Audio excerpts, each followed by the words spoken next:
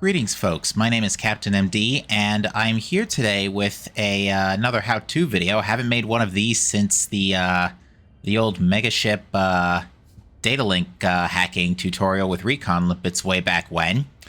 But we're here today because just this past Thursday, that being October 6, 2023, we were given the ability to use subsurface extraction missiles to rescue what we now believe to be human captives from Thargoid Titans as the next chapter of the ongoing Thargoid War.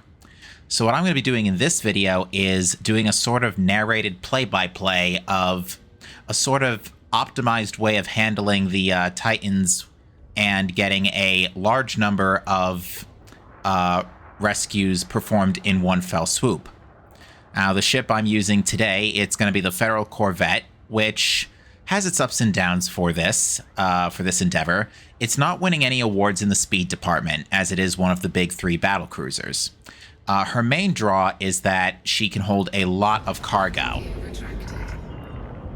But as we take off here, we're going to be heading to Titan Indra today. But before I leave, just a quick look over of the build. We're running max engines, clean drive to keep heat down, reinforced fast charge bi-weave shields. Shields are your friend on this. Don't sleep on your shields. 3 heavy-duty shield boosters to bolster that shield HP. A 7A universal multi-limpet controller. The multi-limpets are really helpful for this. Now, for the frameshift drive, I've got a 6A. It's one of those special CG hybrid FSDs. Those are not required for this. It just makes life a little bit easier for rebooting in a hurry. We're going with a 6A power distributor instead of a 8A to preserve weight, and there's still enough power even at Charge Enhanced G5 to do what you need. You saw back there were a pair of thermal vent beams. That's for in case we get into battle and I need to stay cool. We've also got 2 large and 2 medium axe multi-cannons. These are standard enhanced, not azimuth. I don't have the power to go with azimuth because the azimuth ones are good, but they require a lot more power. We've got 2 caustic sink launchers with extra ammo. This provides an extra 2 caustic sinks to work with, so you have 8 instead of 6. We have a Thargoid pulse neutralizer. That's an essential item. You literally cannot get into the Titan without it. And I've got an extra collector limpet controller, 1A lightweight. That is basically insurance, as I'll get into later.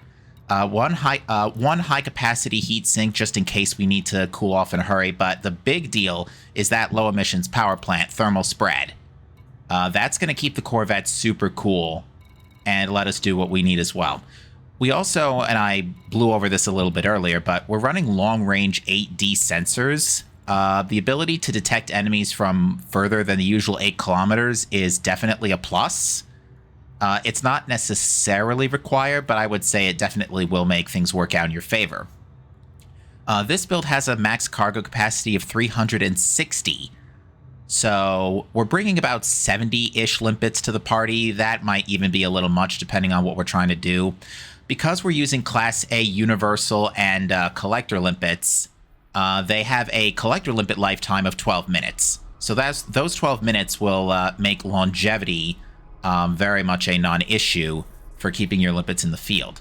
So the main reason we're working Indra is because it has a large number of counter-strike systems. It's also, at the time of this recording, the most active Maelstrom in the war, with over 100 systems still actively involved. So we're going to plot over to Titan Indra. Unfortunately, this even with the V1 FSD, this takes 2 jumps. So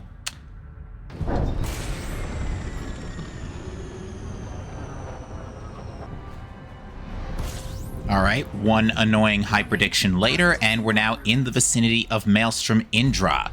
So Indra, not the best Titan to work with, has a 3,000 light second traverse time, but again, the main draw comes from the fact that it has a lot of counter-strike systems. And oh no, a glaive decided to get in my way. Excuse me for just one moment.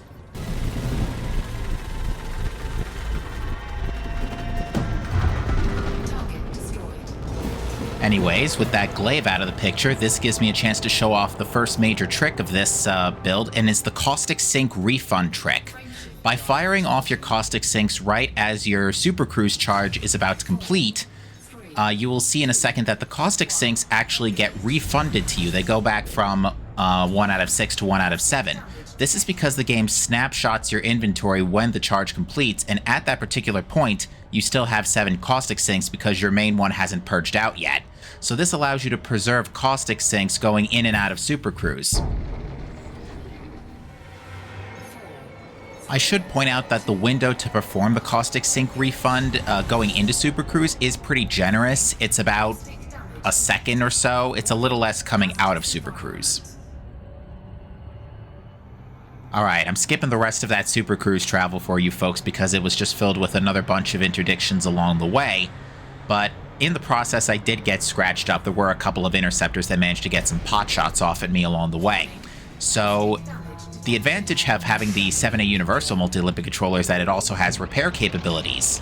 A Universal Multi-Limbic can repair about 300 HP in this manner, whereas a conventional Class 7 repair Limbic can repair about 450 HP.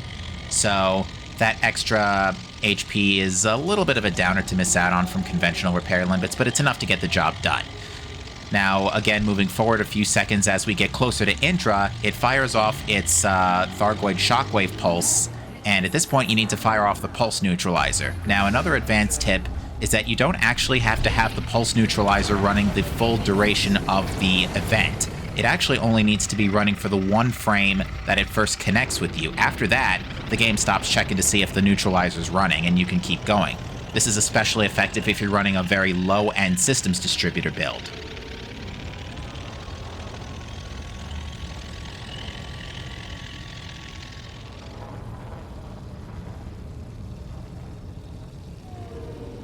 Alright, so we've made it deep into the caustic cloud, and it's actually going to get to the point here where the caustic sinks stop doing any work, because inside the Titan there's no effect on caustic sinks.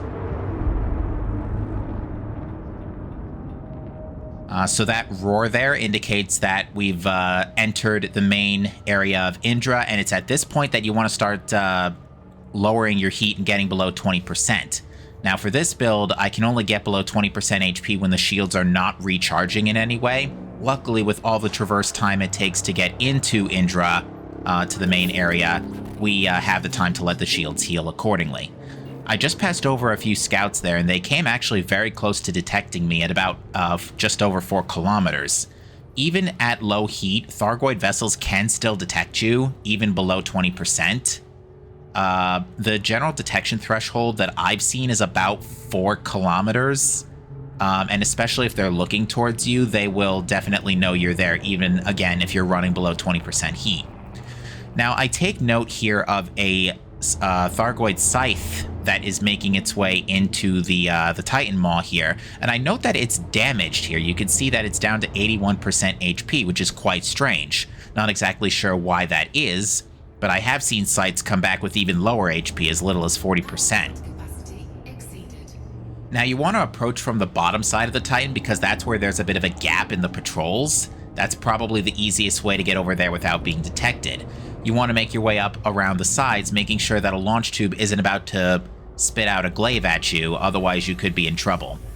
Now at this point, we pull out the Pulsewave Xenoscanner, and we now take a look around the Titan. Now, I'm specifically aiming on the top side of the Titan where these orange sort of energy veins are, because that's where the majority of the subsurface storage chambers are going to be found. It should be noted that these do not emit a radar signature, so you're going to have to look for the broken target markers, the dotted targeting diamonds, to find these, or look in your contacts panel.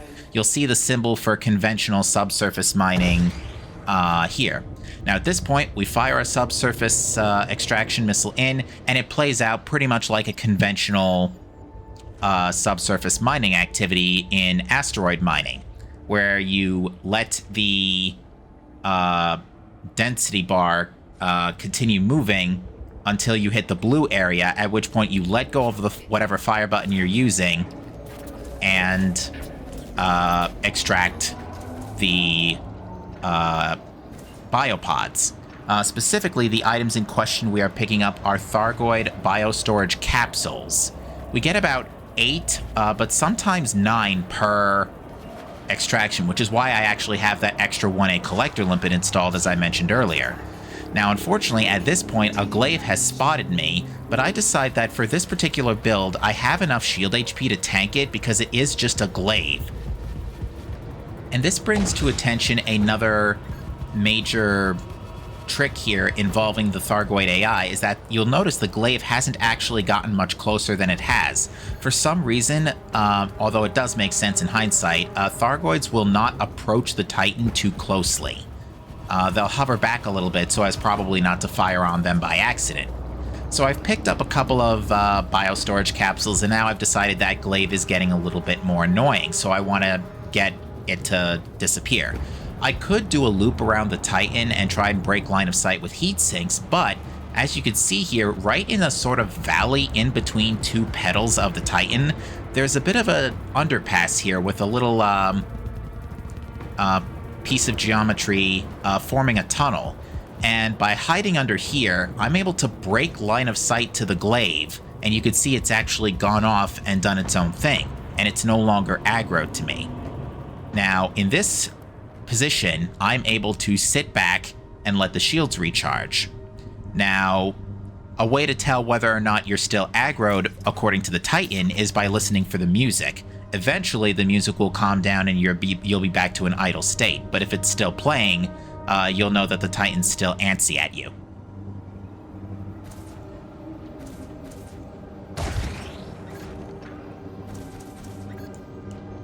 So doing a bit more mining here. At this point, I'm getting more storage pods here, but there's a basilisk right behind me that's just pulled out its swarm, and it's now noticed I'm here.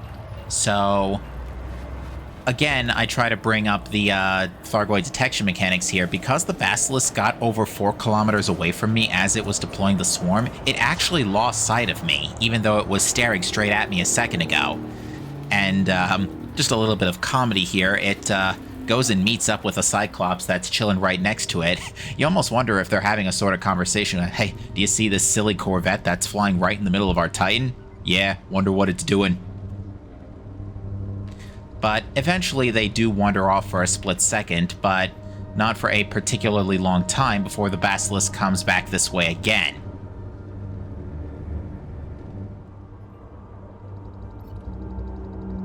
And as I move along over here, the basilisk actually gets below 4 kilometers, and you'll see here that it makes a 45-degree turn to notice me. So again, this kind of brings into my point earlier that even below 20% heat, Thargoid vessels can still detect you. But I am once again taking advantage of the fact that a Thargoid vessel will not approach the Titan too closely so as not to accidentally fire on it. And you can see I'm hovering at 3.3 kilometers, and this basilisk is just meandering about and groaning accordingly, just as you do. But unfortunately, I am not allowed to be given reprieve for too long, because at this point the Titan's decided it's probably had enough of me, and it's about to fire off its electromagnetic roar. So, with the electromagnetic roar, that's a big jumble of words, best advice I can give to you is put full power into your shields and just ride it out. Stay close to the hiding tunnels where possible, and try not to accidentally ram your collector limpets into the terrain. You do want those to stay up for as long as possible. Unfortunately, I don't exactly do a great job of that here, and I accidentally slam one collector limpet onto the geometry. Although, I do turn this to my advantage and decide to have that as a valid excuse to fire off a repair limpet and fix any scratches that electromagnetic roar may have done.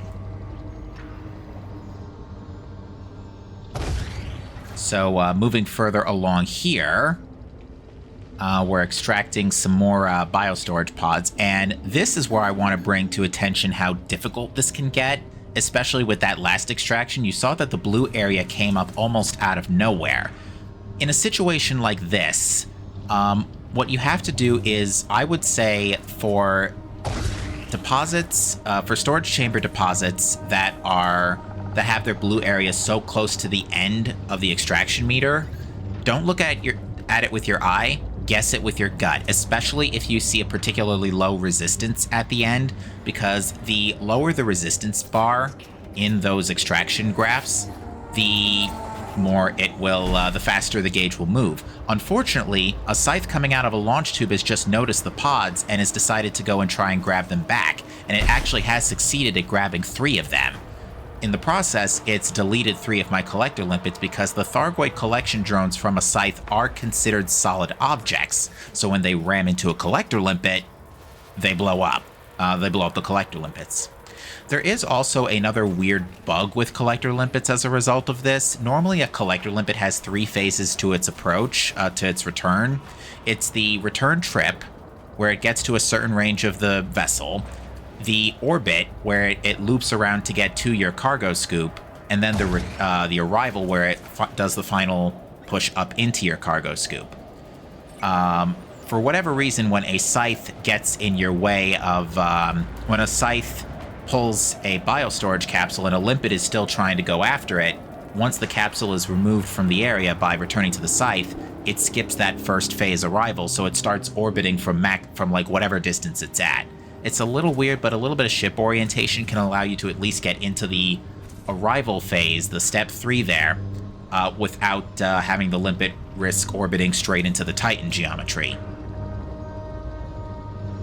So, my advice for keeping an eye out for sides is A, listen for their crackling, and B, scanning the area, scanning all the vessels that are in your targeting range and finding out what is out there, like interceptors and glaives and stuff, so that way, when a unknown vessel approaches, you can have a fairly safe bet that it's either something that's about to come out of the maw, or it's a scythe. Now, this scythe is thankfully heading back into the maw, so it's not going to bother me, but I do say for this as another advanced tip, don't extract while a scythe is on the field, or at least one scythe that is particularly close to you, because otherwise you just risk getting those biostorage capsules sniped by scythes, because their scythe collection drones do violate like the normal range limit that human collector limpets can have. The scythe that picked off my pods earlier was miles away. It was like 6 or 7 kilometers. Now at this point, I'm doing some more extractions, and I'm now taking a lot of fire because I've got 2 interceptors looking at me, as well as the Titan's guns also firing on me. So yeah, I'm losing a lot of shield HP here, a lot more than I'm comfortable with, so I decided at this point it's time to go and hide in the tunnels again. And I've actually made a bit of a clockwise orbit here to go to a different pedal, but the tunnels are still there on pretty much every 1/8 or 1/8 of the Titan's circumference. Now at this point, because my shields were below 50% HP, I decided it's more expedient here to do a reboot repair to get the shields back up to 50%, so that they're spending less time recharging. Unfortunately, this does immediately burn out any collector limpets that are on the field because your controllers are being turned off for 15 seconds. But the upside is, again, your shields get recharged at 50%, and the sooner those get back up to full in the context of this build, the sooner I can get below 20% heat again and I can continue working. Luckily, because we are in this tunnel, we are safe from pretty much any form of Thargoid detection. And so I can just bring a repair limpet out and start healing. However, it's at this point that I've now tanked another electromagnetic roar off camera, and I'm now taking a significant amount of module damage, because that electromagnetic roar is unfortunately shield piercing and module piercing. So I'm now losing a bit of HP, unfortunately, on the modules, so stuff is going to start breaking. So, if possible, you may wish to slide an AFM into your... But did the scythe just shoot me through the wall? And on top of that, another interceptor's come out to replace it. Wow, what a cheater.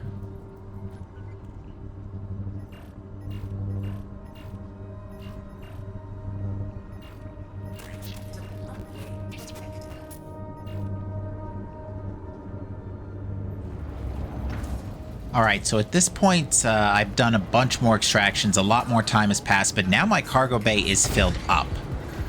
So, I do still have spare collectors available to me, so at this point, I think I may have just recently made some new ones, so I decide, okay, I'm going to jettison the rest of them and focus exclusively on getting maximum cargo. And there's also, by the sound of it, no scythe on the field, meaning my limpet should be able to work in peace. Now, unfortunately, I'm not able to take every single one of these biostorage pods because I still max out before the last couple get into my inventory. And something also apparently blows up off screen. I think that's a limpet I probably crashed into.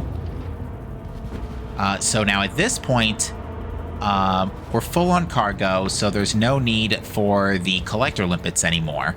So this is where I decide, okay, I just want them off the field entirely, so I just go ahead and restart the limpet controllers so as to automatically delete any limpets that are currently on the field. Now, this is the point where it's time to leave. Now, there's one of three ways you can do this. You can either wait until you've gone back into stealth and just using the tunnel strategy as I've described here.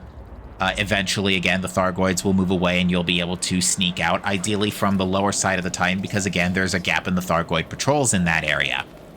The other option is to just relog, because for whatever reason, that will throw you to the outside of the Titan area. It'll throw you back out to pretty much the edge of the Maelstrom Cloud. So you just have to turn around, go a few kilometers, and you're past the mass lock range and you can go to warp. I, however, am more interested on escaping in style, using the Thargoid's own tools against them. So what we're actually going to do is we're going to take advantage of the Thargoid Maw itself. So after the coast is clear and I've confirmed that the Maw has gone docile again, the idea here is to traverse into the Maw, and again, avoiding detection is the important bit, because if a glaive is in the middle of noticing you and tries to hit you on the way out, it could spell trouble. What's going to happen here is I'm going to position the Corvette at an angle directly away from the Titan, and I'm going to back up so that I'm as close to the Titan as possible while touching it. I'm also going to go into Flight Assist Off here, because Flight Assist Off doesn't respect speed caps when you're under some form of acceleration. So at this point, we're going to sit back and wait for the Thargoids to do our bidding. And we've just found our pawn here, and it's that Orthrus that's on its way in. It's on its way to the Maw, and it's going to try and attempt to dock with it. As it does so, the Maw will light up, like so. At this point, it has now launched me significantly faster than the intended 340 meter per second top speed of the Corvette. So with the Thargoid Pulse Neutralizer, I just go ahead and face tank the overload pulse from the Orthrus, and with no other Thargoids tailing me, I am now free to leave the Titan area at 500 meters per second, considerably faster than intended. Now, while unfortunately this isn't the fastest way in the universe to escape and does take a while to set up, as long as there's no Thargoids chasing after you, and even if there is, as long as you're able to get past the asteroid field, any Thargoids that are chasing you should let you go, especially the glaives, because those are the ones that can kill you with the lightning attacks and slow you down. Now, after getting far enough away to the point where we're able to get hit by the outer Thargoid shock pulse again, we do so, intentionally coming to a full stop, once again going Flight Assist Off, but this time, unlike previously, we're actually just going to tank the pulse without using the neutralizer. In doing so, you now see that I've now been knocked backwards 1,300 meters a second, and I'm now yeeting away from the Titan at a much faster speed than I would be doing normally. As a result, in about a few seconds, I'm now going to be out of caustic danger.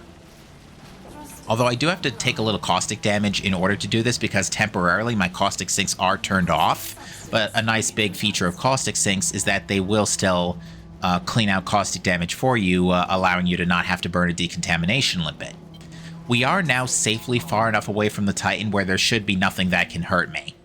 So at this point, it's time to go back to the carrier, or whatever station of choice you're basing out of. You don't necessarily need to use a fleet carrier, and it's time to go home. Unfortunately, again, this Corvette is not winning speed department awards, and I need to burn a G2 synthesis in order to get over there.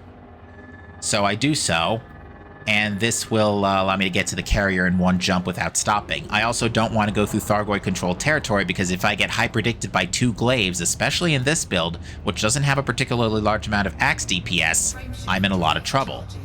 Luckily, it does appear that sides do not challenge you in a hyperdiction on your way out of a Titan system with Thargoid biostorage capsules in your inventory. It seems they only come after you if you have occupied or damaged escape pods.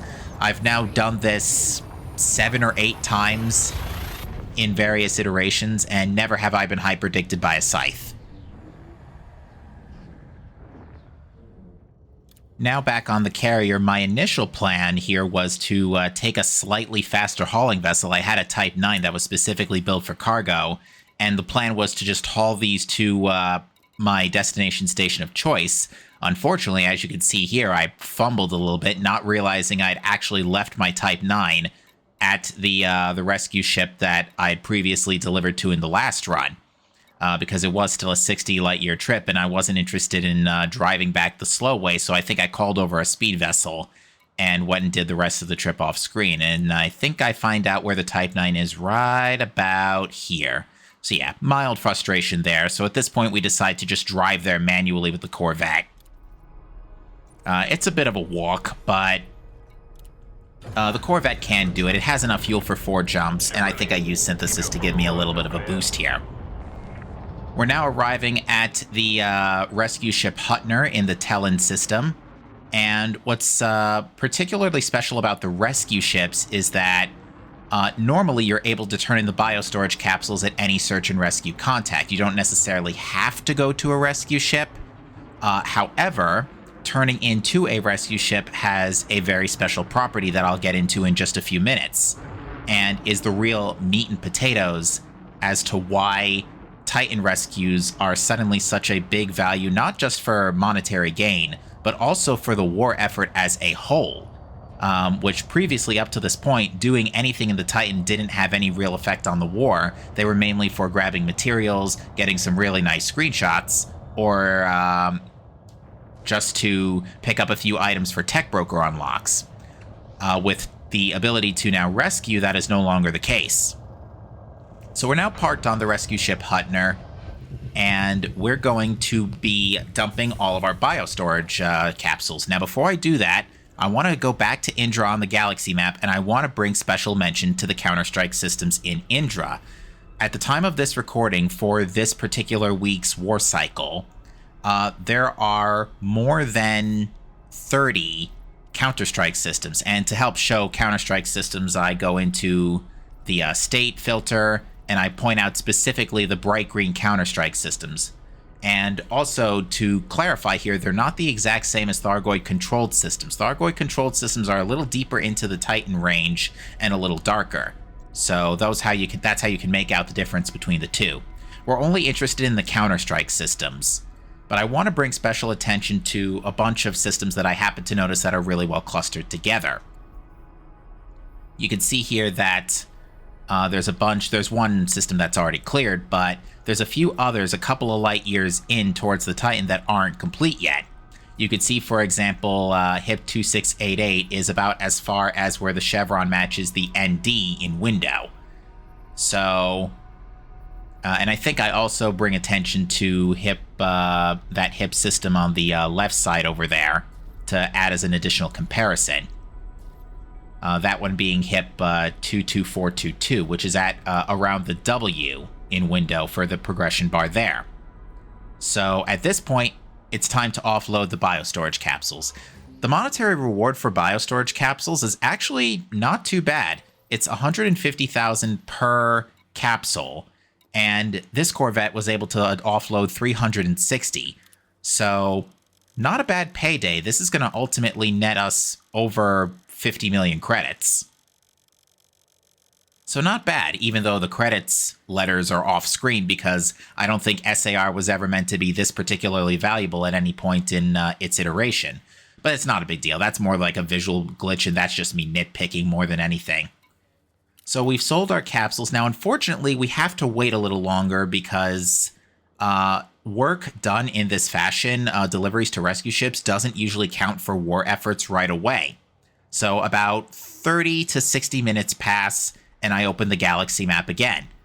You'll see that as I look up all of those Counter-Strike systems I've just described previously, they've moved. HIP 22422 has now gone up like 6 chevrons, the equivalent of about 10%, 10 to 12%. So all of these counterstrikes moved a significant amount. This is where the meat and potatoes of rescues takes place.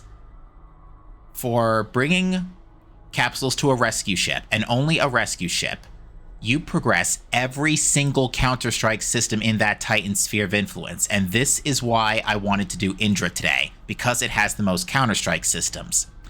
Now, earlier in the week, I had actually done some math with the assistance of a couple of other folks from Legong Defense Forces, and as well as some other folks, and we've mathed out that the approximate amount of strength that is delivered for a biostorage capsule is the equivalent of 5 capsules comes out to about 1 tissue sample, 1 Thargoid Scout tissue sample, which has been the alternative method of progressing systems up to this point.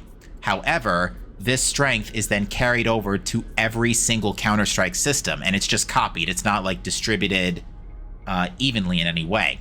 So the more than 30 counterstrikes in Indra just advanced, the equivalent of, if we divide 360 by 5, that comes out to be about 72 Thargoid Scout or other interceptor tissue samples, which doesn't seem like much, except when you multiply that by the 30 counterstrike systems, and you realize that the amount of strength delivered to those systems ultimately comes out to the equivalent of like 2,160 samples, which is not an insignificant amount of work, considering that the entirety of the run that I've just done here took about, I want to say, close to 90 minutes. But here's the kicker. Not only are all the counterstrike systems in that particular Titan sphere of influence progressed, counterstrike systems that contain a Thargoid barnacle matrix inside them as well can also be cleared in this fashion. Now, why is this particularly significant? Up until October 6th, before rescue subsurface extraction missiles were a thing, barnacle matrix systems could not be retaken. There was just a magic wall over them so that no matter what you did, no matter how many tissue samples you turned in, no matter how many Thargoid vessels you destroyed, the battle gauge would never progress, and the war progress value in your log files would stay at 0. And they were just stuck there as unretakeable. No longer the case now with the ability to rescue biostorage capsules. This is currently the only method of progressing those barnacle matrix systems. They still don't take any value from kills or tissue sample deliveries.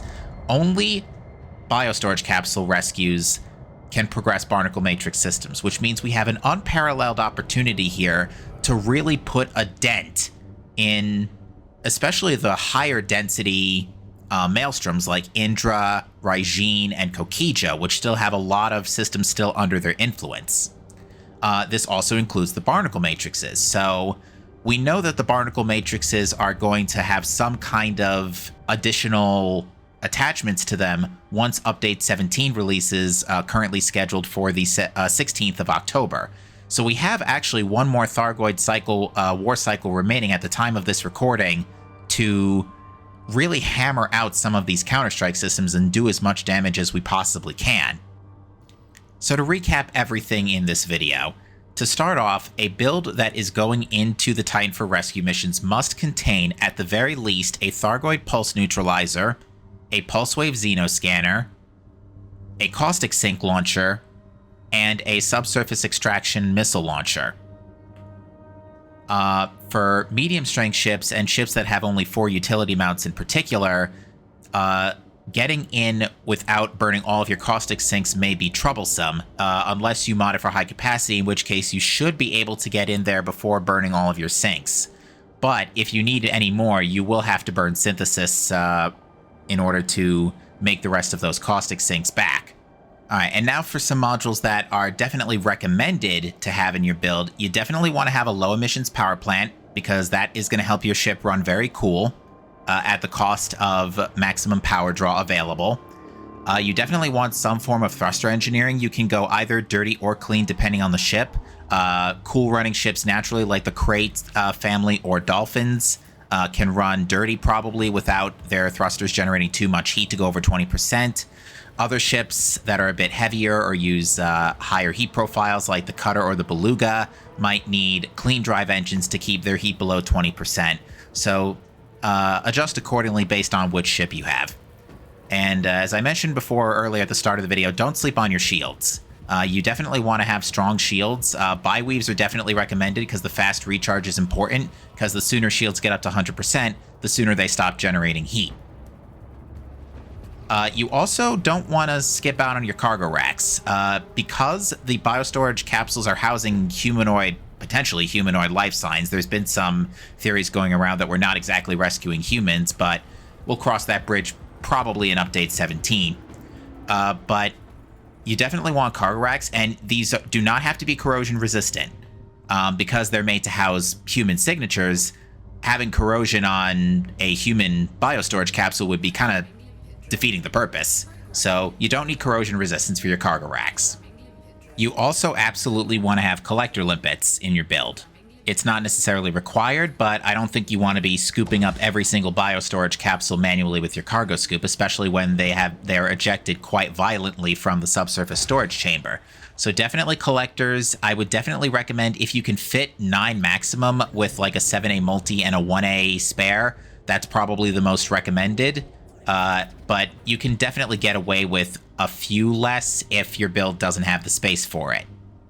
Now, if you were being particularly gutsy and you had the spare power to fit them, if you have military compartments on your ship, such as the 2 of the Corvette or the 3 on the Chieftain, you can definitely fit shield cell banks. And sounds like a very weird option. Like, why would you put a high heat generating item on a stealth build? The reason being is that with the ability to hide in the tunnels, we now no longer need to worry about being detected by Thargoids or being under fire just by heating up a little too much. And even then, we have the heat. Potentially the ability to use heat sinks to cool down. Now, this will be very difficult or impossible on a 4 utility mount or less ship. So you have to take that into consideration. Maybe mod your shield cell bank for specialized so it doesn't generate as much thermal load. But while hiding in a tunnel, you can absolutely fire up a shield cell bank to get your shields up to 100% faster, because again, once they're done charging, your heat will go back down. So maybe something to consider if you have spare power, but I would not recommend this unless you're being particularly gutsy. Going into the mining strategies here. Firstly, when you are pulse wave scanning the Titan, in order to detect the subsurface storage chambers, you want to use either your contacts panel or the hollow targeting diamonds, or the green dots that are visible once the pulse scan is complete. There is no radar signature for the subsurface storage chambers, so you gotta watch out for that. When mining, you want to watch out for the resistance changes as the charge bar moves across, because if a resistance value goes drastically up or drastically down, that could throw off your rhythm and you might end up missing your cue for the blue bar. If the optimal blue bar is towards the end of the charge window, then rather than try to follow it with your eye, because you're going to have almost no chance to react to it, rather than follow it with your eye, guess it with your gut, especially if you expect a massive resistance fall off right at the end where the charge bar will jump on you. So that's the best I can offer. Unfortunately, there's no way to slow down the bar to make it any easier. You're just going to have to go with your gut on that one. Now, for collecting the biostorage pods, you ideally want to position the ship about 500 to 600 meters away from the subsurface storage chambers, and ideally perpendicular to that particular part of the Titan's geometry, so that when the biostorage capsules are ejected, the limpets will have to do fairly little work to pick them up, intercept them, and bring them to your cargo scoop. You definitely don't want your limpets to be out in the field for too long with a biostorage capsule, because if there is a scythe in the vicinity, there is a chance they'll come and swipe it from you. Which brings me to my next tip: don't go mining while there's a scythe on the field. If there's a scythe on the field, again, they could take your capsules, and on top of that, if they smack into your limpets in the process, you'll lose your limpets. And ideally, you don't want to burn those if you can help it. Stealth is also another big key here. You definitely want to try and keep your heat down if your build is capable of doing so. If necessary, you can absolutely drop a heat sink. You can also take advantage of those pedal tunnels I mentioned earlier and hide underneath those in order to break line of sight from the Thargoids that are actively engaging you. Eventually, they will let you go and you'll be able to continue working. If you are engaged for too long and the Titan performs its electromagnetic roar attack, you're just going to have to ride it out, but you do want to put full power into your shields so that way they don't take too much damage. If necessary and the build allows it, use your AFM to repair any module damage you may encounter, because your subsurface missiles can malfunction below 80%, and you don't want to waste valuable ammo. You can also just simply hug the Titan particularly close to the edges of the pedals. Again, Thargoids won't approach the Titan from a particular distance so as not to accidentally fire on them, so you could potentially just hide near those pedals to increase your distance to at least 3 kilometers so Thargoid weapons can't touch you.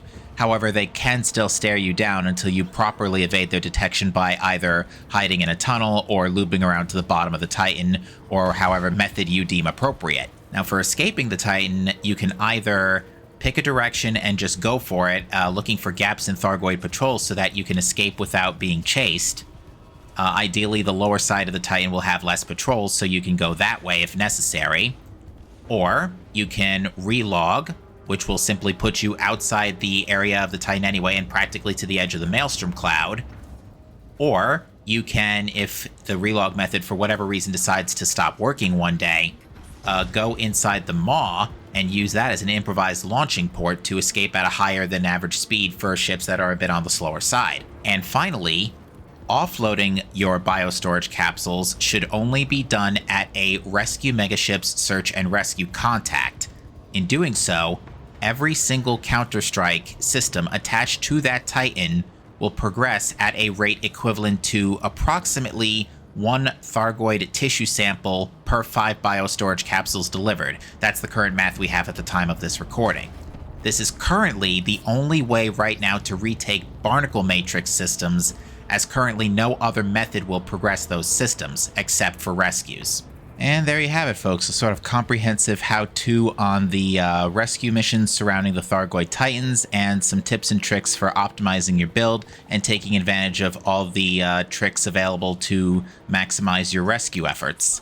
I do stream Elite, a bunch of other space games, and occasional randomizers over on my Twitch channel, twitch.tv/CaptainMD13. So if you want more content like this, you'll find it there. With that said, 07 Commanders, and fly dangerous. Take care.